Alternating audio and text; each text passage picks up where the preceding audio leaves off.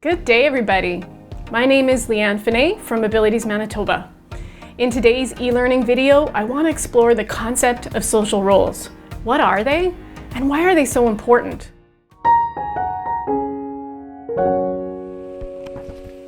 Social roles, or more importantly, valued social roles, are the key to the good things in life for everyone. When we contribute in active and meaningful ways where we live, work, and play, we have more opportunities to meet people, to develop new skills, and project a positive image to others. So what are we talking about when we say valued social role? Let's dig into that a little bit.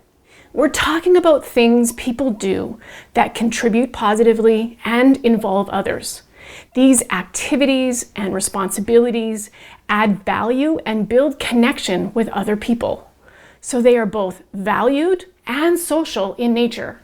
So think about where people are counted on or have impact. Where do they belong? Let's use some examples to look at the difference between a simple role or label with a valued social role. A common role people talk about often is one of an employee or a worker. You have a role as an employee if you get paid to do work.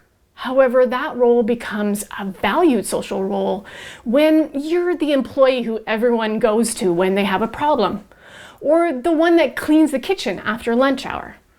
Or perhaps you're the person that the boss counts on to do all those special projects. You may have a role as an aunt, simply because your sibling has kids. Or you might have a valued social role if you're the cool aunt that your nephew can tell anything to. Are you a churchgoer, or do you help with the coat check, or take collection, or assist with the service? The first is merely a role, while the second, these are valued social roles that plant the seeds of opportunity and connection. You can be a neighbor simply because you live beside someone. Or you could have an active and positive social role because you look after your neighbor's house when they're away, or you lend them your lawn care equipment, or you watch their kids when they're waiting for the school bus. You can paint pictures as a hobby, or you can be an artist. An artist who attends classes, goes to art school, or sells their art alongside other painters and crafters. Social roles must be positive, active, and current. Watching football does not make you a football player. Planting flowers in a pot doesn't make you a gardener. Volunteering 2 years ago at the Humane Society isn't a valued social role today. Do you see the difference? Good. Now, why are these so important? Positive social roles enhance our image, increase our skills, and can bring meaning and purpose to our life. When you meet a new person, what's typically the first thing you ask about after their name? You ask questions about their valued social roles. Sure, maybe not in those exact words, but we ask about what they do. We ask about their family connections and so on. These answers give you insight as to who the person is and where they fit in with you and with others. The answers are the seeds of connection and relationship. We're drawn to people who we have things in common with.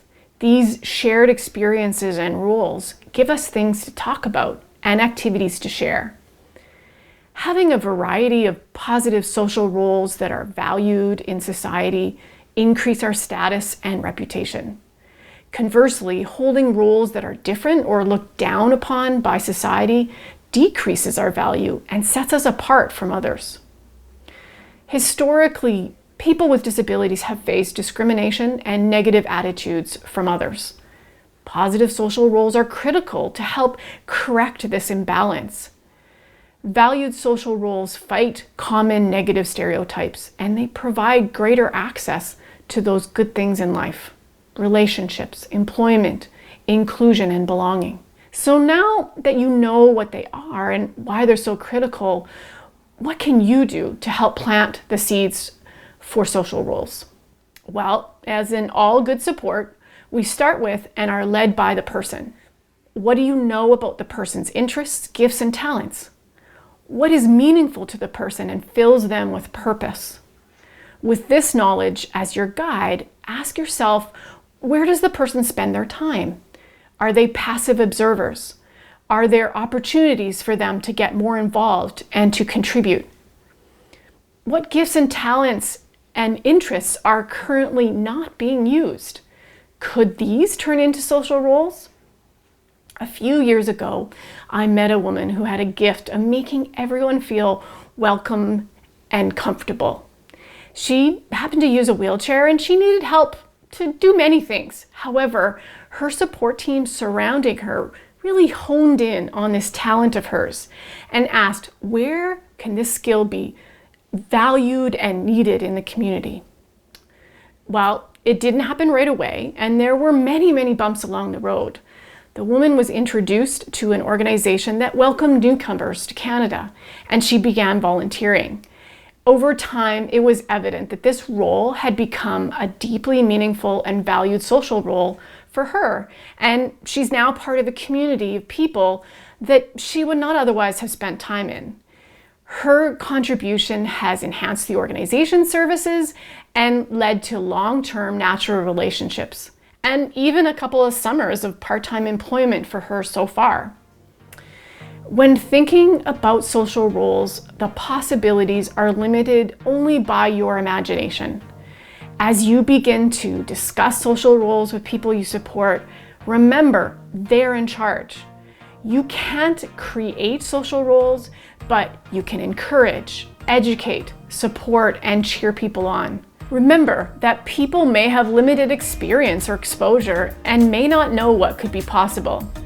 You have a critical role in helping people leverage their skills, talents, and interests into valued social roles that unlock those good things in life. Thanks so much for watching this e-learning module.